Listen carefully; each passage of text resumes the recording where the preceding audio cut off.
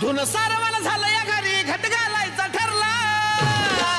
नवरत्नाचा बाजार भरला ग माझ्या बायकोनं उपास धरला नवरत्नाचा बाजार भरला ग माझ्या बायकोनं उपास धरला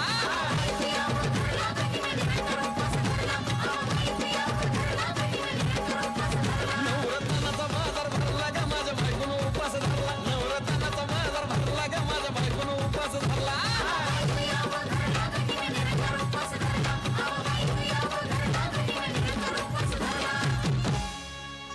आधीच अंगानं काडी मुडी हातपाय हिचा जात्या लगळून